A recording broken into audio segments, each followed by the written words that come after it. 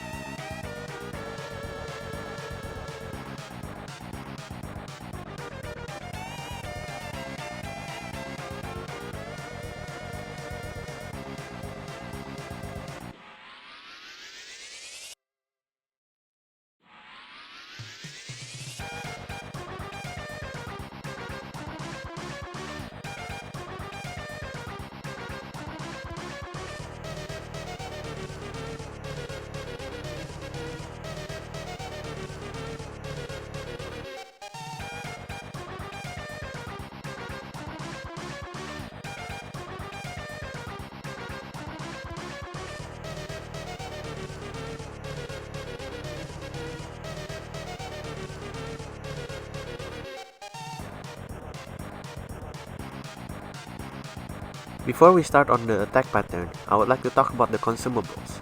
Skip ahead if you want to go directly to the attack pattern.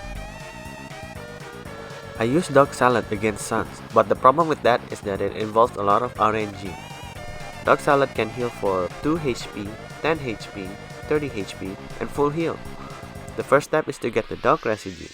You have to go back to the waterfall if you haven't got it yet. Should be around this area. Then you have to solve the puzzle. You can go ahead and pause this video and try to solve it. Okay, this is the solution to the puzzle. Now get trolled.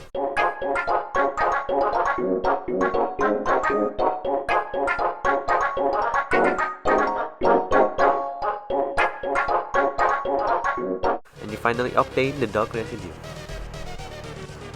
Once you got it, you have to empty your inventory as much as possible. Keep butterscotch pie and other huge HP healing items if you don't want to rely too much on luck. Now use the dog residue. There's a small chance of dog salad to appear, so don't be surprised if you don't get any dog salad. Throw away multiple dog residue as you only need one. You want to repeat this until everything is filled with dog salad and only one dog residue is left. Now you are ready to fight Sans. If you don't want to involve luck, I recommend going to the MTT Resort shop and buy a legendary hero and Metaton's face steak.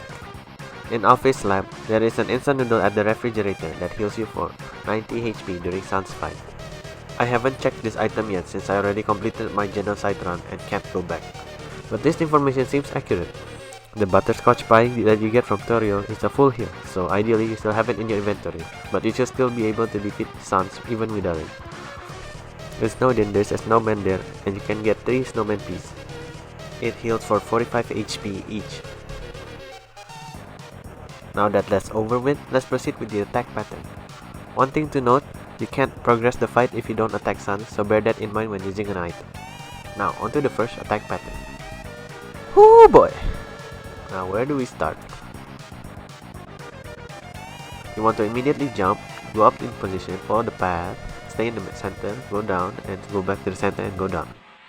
This is mostly memorization, so you'll probably die here during your first attempt. Just keep practicing and you'll be fine. Now, onto the next attack pattern. You want to keep doing small jump with the same timing. This is difficult as a small jump is not just a tap. You have to hold it for less than half a second. Unfortunately, you have to get used to it. The timing is like this. Now, now, now, now, now, now, now, now. For this one, you want to do a bunny hop. You don't want to jump too high as you'll get hit by the blue bone while falling. It's 2 jumps to the left, then 3 jumps to the right. With practice, this one's not too bad. This attack pattern is random. Although it is random, there is only 3 types of attack that can occur. The low jump, the middle jump, and the high jump. The low jump is the same as phase 1 attack pattern 2. The middle jump is a bit tricky. You want to jump and let go right as you're entering the opening. You should know that the middle jump is not always the same height. The high jump is the easy one. You just hold the jump button. The only thing you must focus on is the timing of the jump. This one is simple. Just do small jumps to the platform, and once you're back to the ground, just don't move. Just be careful of the bone on top of the 3rd platform. For this one, you want to jump over the 2nd platform. After that, you want to land at the very edge of the platform. Slide down and do some very small jumps until you reach the final platform. Wait, then jump off the platform. This attack pattern is a bit tricky. I usually do it by staying in the bottom as much as possible. But as you can see, I got hit in this one. Sometimes it works, sometimes it doesn't. Depending on the situation, you might want to go to the top instead of the bottom. It can't really help much, but if you don't know what to do here, try staying as much as you can at the bottom. For this attack pattern, I suggest to not jump if you don't have to. It can potentially lead to awkward position, which can lead to a death. During the last part of the attack, you can technically jump upwards since the attack will end before you reach the bone below. For this one, staying in the bottom also works. When you see that the bottom row is going to be attacked, you should jump in a way that can land on the bottom or the middle row, depending on the next attack. So in this situation, you want to be over here. From here, we can do A if the next attack is at the bottom, and do B if the next attack is at the middle. This one is a repeat of attack pattern 8.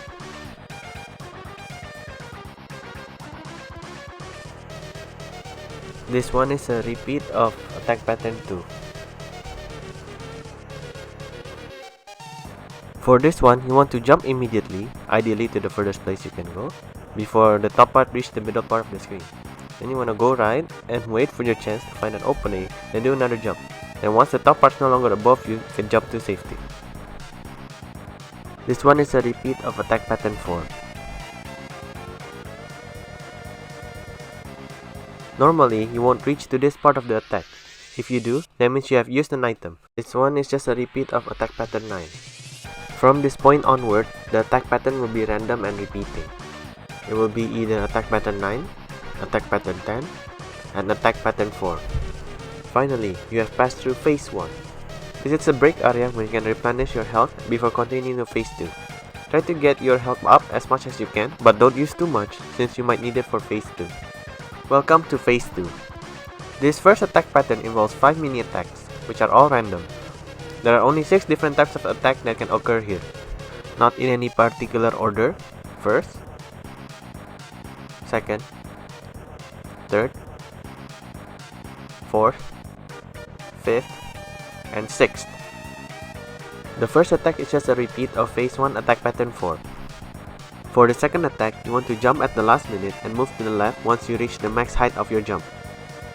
The third attack is just a repeat of phase 1 attack pattern 2. For the fourth attack, you want to wait until the blue bone passes by before jumping. For the fifth attack, you want to wait a bit before jumping. For the sixth attack, you want to jump at the last minute and go right once you reach the max height of the jump. From this point on, you have to start being careful in the menu as you can take damage. You can only get damage after selecting any of the button below, so be mindful of the timing when you are attacking or using an item. This is just a short demonstration to show that you can't die in the menu, and what you can do with it. For this attack pattern, you want to go around in a circle as most of the attack can be avoided by just doing that. However, sometimes the positioning of the attack is awkward, so try to be aware when you have to stop going in a circle. This attack pattern is similar to Phase 2 attack pattern 1, although the mini attacks are different. There are 8 different kinds of attack, not in any particular order.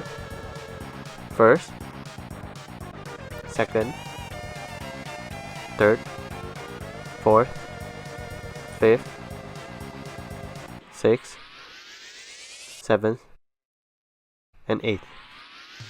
For the first attack, you want to wait until the bone is about to hit you before jumping forward. The second attack is the same except in the opposite direction.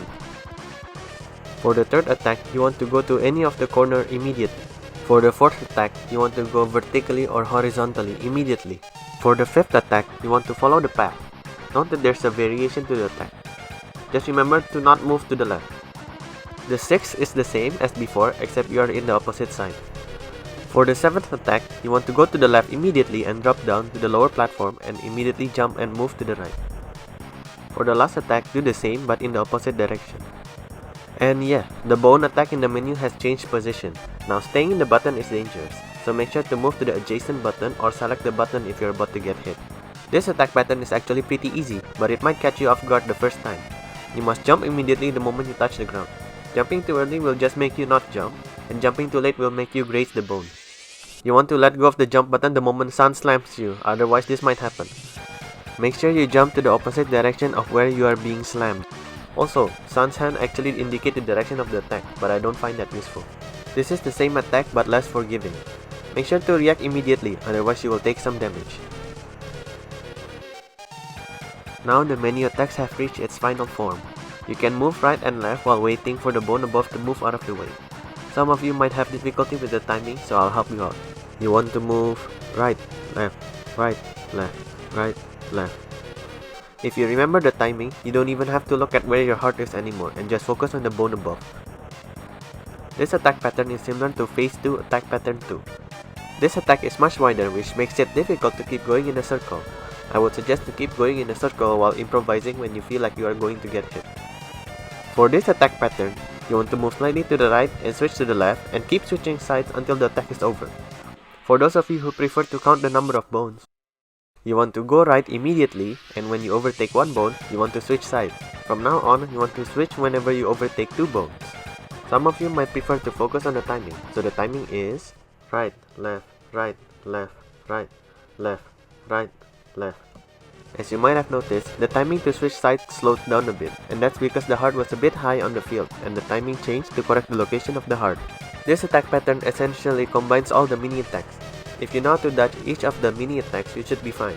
This is just a matter of practice to get used to it.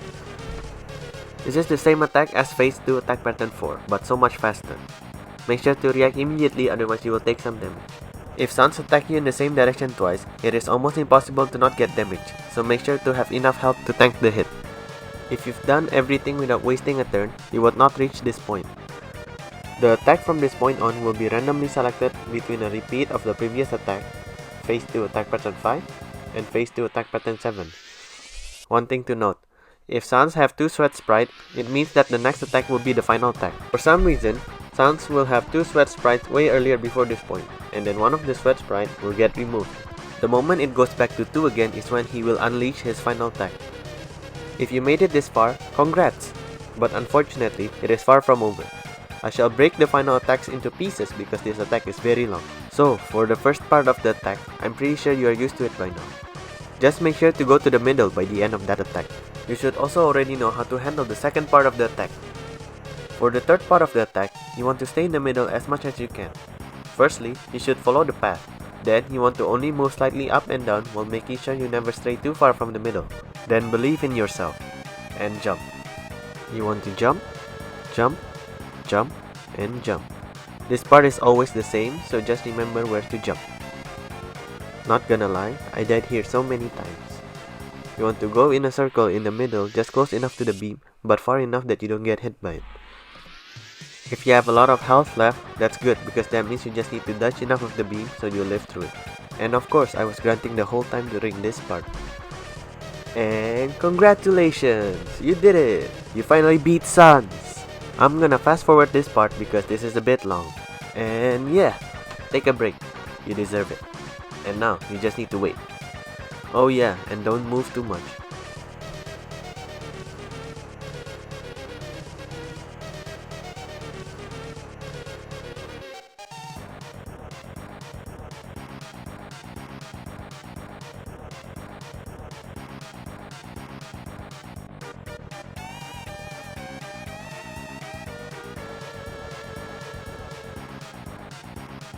Now that he's asleep, you want to move to the bottom left corner and reach the attack button. Press it and you're done. I hope you find this strategy guide to be helpful. Leave a like if you like the vid, subscribe if you want, and I'll see you guys later. Peace! Welcome to this week chat corner!